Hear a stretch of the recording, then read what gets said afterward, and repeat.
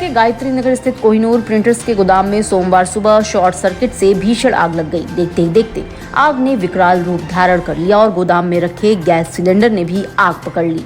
कुछ ही देर में जोरदार धमाके के साथ सिलेंडर फट गया, जिससे आग पूरे परिसर में फैल गई और अफरा तफरी मच गई। गोदाम में रखे पेपर रोल जलकर खाक हो गए। आग लगी की घटना में लगभग 70 लाख के नुकसान की आशंका है। आपको पता चला? आग 8:30 बजे लगी हुई थी और हम लोग को 9 बजे तक पता लगा। धुआं जब निकल रहा था तब उसके बाद हम लोग एक्टिव हो गए। हाँ, कितने का सामान था? क्या क्या? 70 लाख। क्या क्या चीज़ें? फिर प्रिंट के पेपर थे सारे। पेपर सब जल गए? सब तो मशीन भी क्षतिग्रस्त? हाँ, कम 25 लाख की मशीन हमारी है। अच्छा, सिलेंडर कितने थे आपके? वो 3-4 थे, 3 तो फटे थे। 3 फट गए? हाँ।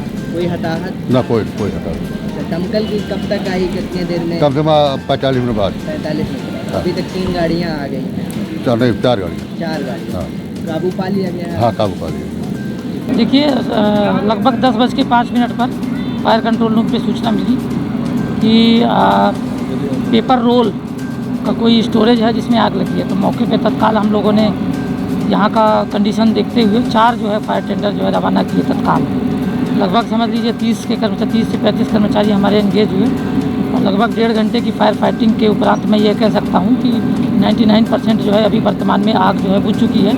1% वही कूलिंग के लिए जो पोर्शन बचा हुआ है वो हम कर रहे हैं। इन बिटवीन हमने ये देखा कि एलपीजी के जो सिलेंडर्स थे लगभग 4-5 तो अभी पड़े हुए हैं वहीं पे और 4-5 और निकाले गए। तो 8 से 10 हम कह सकते हैं अभी एवरेज। अभी हम एग्जैक्ट नंबर नहीं बता सकते, पर 8 से 10 सिलेंडर के अराउंड जो है वो ब्लास्ट हुए। और लेकिन हमारे कर्मचारियों ने जो मेहनत करके पूरा आग को पूर्ण रूप से जो है बुझा दिया। कूलिंग का प्रोसेस जारी है। अभी 10-15 मिनट या आधा घंटा लग सकता है नॉकअप में। प्रथम दृष्टया क्या लग रहा है? प्रथम दृष्टया अभी कुछ कह नहीं सकते क्योंकि अभी आए अभी तो हमारा प्रथम दृष्टया तो कार्य यही रहता है कि हमें आग बुझाना है। तो ये तो फिर बाद में आकर के एक बार देखा जाएगा, शिनाख्त की जाएगी, जांच की जाएगी कि क्या कारण रहा आग का।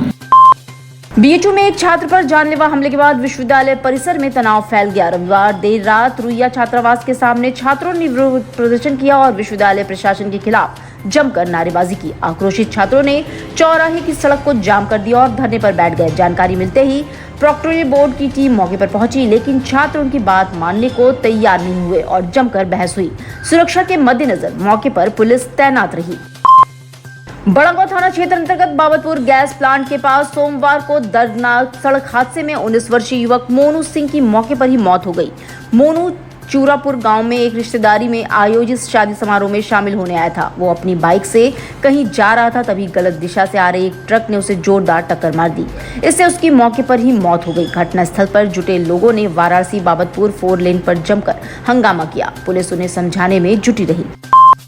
काशी हिंदू विश्वविद्यालय में संबोधि सभागार में 14 मई को देवर्षि नारद जयंती का भव्य आयोजन किया जाएगा। विश्व संवाद केंद्र काशी द्वारा प्रत्येक वर्ष ज्येष्ठ मास के कृष्ण पक्ष की द्वितीया को आयोजित इस कार्यक्रम की जानकारी संयोजक डॉक्टर कुमकुम पाठक ने दी। डॉक्टर पाठक ने बताया कि देवर्षि नारद को उत्तर वैदिक काल, रामायण, महाभारत और पुराणों में उत्कृष्ट वक्ता, दूरदर्शी विचारक, श्रेष्ठ मध्यस्थ, तत्वज्ञानी, संगीतज्ञ और लोक हितकारी संवाददाता के रूप में जाना जाता है। इसलिए देवर्षि नारद की जयंती भव्य तरीके से मनाई जाएगी।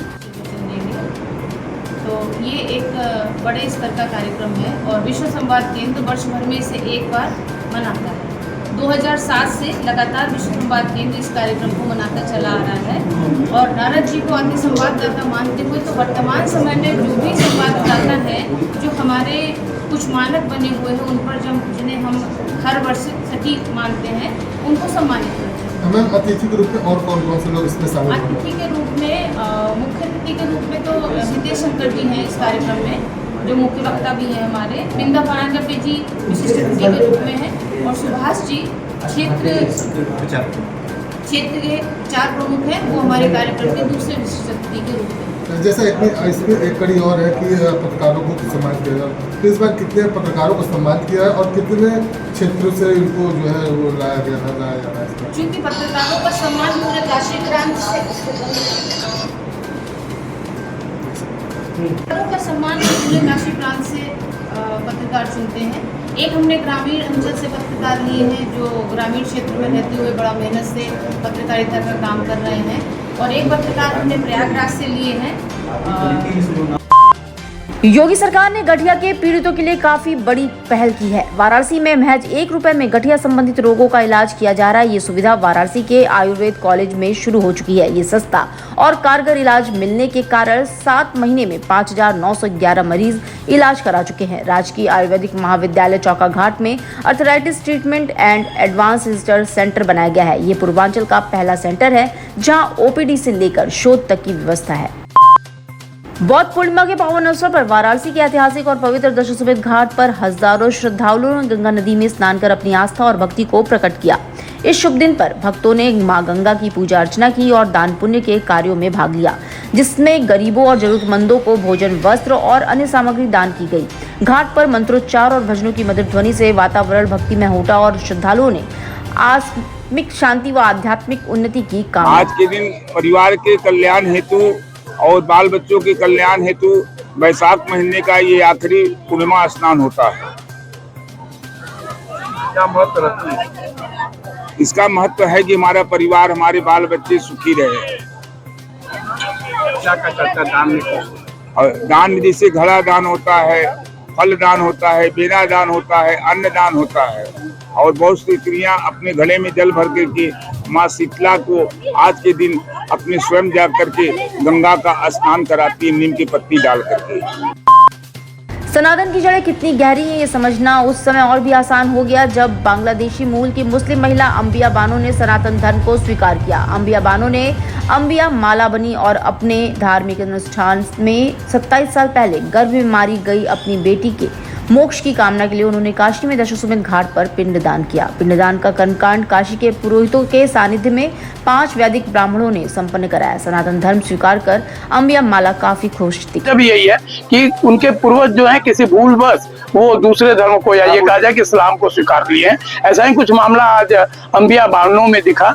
ये बांग्लादेश से थी और बाद में लंदन में जाके बस गई, लेकिन किसी भी तरीके से इन्होंने मीडिया के माध्यम से आगमन तक पहुंची और आगमन में पहुंच के इन्होंने अपने बेटी के मोक्ष के लिए, जिसका 27 साल पहले इन्होंने भूलवश उन्हें पृथ्वी पे नहीं आने दिया, जन्म नहीं लेने दिया, उसकी प्रायश्चित के लिए इन्होंने एक निवेदन किया और उस निवेदन के बाद हमने अंबिया मैम से कहा कि आप सनातन में आना चाहिए, आपको सनातन आपको यदि विश्वास करे तो आप सनातन स्वीकार करिए। तो इन्होंने सहर्ष सनातन को स्वीकार किया और स्वीकार करने के साथ ही साथ इन्होंने अपने बेटी के आत्मा के मोक्ष के लिए सपिंडिक पिंडदान किया। और इस पिंडदान का सबसे जो बड़ा बात होता है वो ये कि ये माना जाता है कि इस पिंडदान के बाद मृतक आत्मा को मोक्ष मिलती है और वो सुख और शांति से रहता है। मुख्यमंत्री योगी आदित्यनाथ ने श्री काशी विश्वनाथ और काशी कोतवाल काल भैरव मंदिर में दर्शन पूजन किया। उन्होंने श्री काशी विश्वनाथ का षोडशोपचार पूजन और रुद्राभिषेक किया। वहीं काल भैरव मंदिर में दर्शन पूजन कर प्रदेश में सुख शांति और समृद्धि की कामना की। थे आज बाबा का दर्शन करने, अब विजय श्री की कामना से उनका पूजन अर्चन कराया और यही कामना करते हैं कि जैसे प्रदेश में हैं योगी जी, इसी तरह भारतवर्ष में उनका जो है एक दिल्ली में बैठे। यही हमारी बाबा से कामना है कि ऐसे महापुरुष को केंद्र में बैठना चाहिए, यंग हैं और जो है बाबा की कृपा उनके। 2 दिवसीय दौरे पर वाराणसी पहुंचे मुख्यमंत्री योगी आदित्यनाथ ने सोमवार को सर्किट हाउस में वरिष्ठ विभागीय अधिकारियों एवं जनप्रतिनिधियों के साथ बैठक की। इस दौरान जनपद में गतिमान विकास परियोजनाओं की प्रगति एवं कानून व्यवस्था की समीक्षा की। उन्होंने अधिकारियों को निर्देशित किया कि गतिमान विकास परियोजनाओं को युद्ध स्तर पर अभियान चलाकर तय समय में गुणवत्ता के साथ पूरा कराए। इससे किसी भी स्तर पर शिथिलता बर्दाश्त नहीं की जाएगी। सीएम ने सेंट्रल जेल रोड स्थित संगीत मार्ग का भी उद्घाटन किया। मुख्यमंत्री योगी आदित्यनाथ ने सोमवार को बीएचयू में निर्माणाधीन नेशनल सेंटर फॉर एजिंग और ट्रॉमा सेंटर में new building of critical care unit का निरीक्षण किया। उन्होंने अभियंताओं को युद्ध स्तर पर कार्य कर निर्धारित समय सीमा में गुणवत्तापूर्ण निर्माण पूरा करने के निर्देश दिए। चिकित्सा विज्ञान संस्थान में 147.39 करोड़ रुपए की लागत से बन रहे सेंटर में बुजुर्गों को एक ही छत के नीचे जांच और इलाज की सुविधा मिलेगी।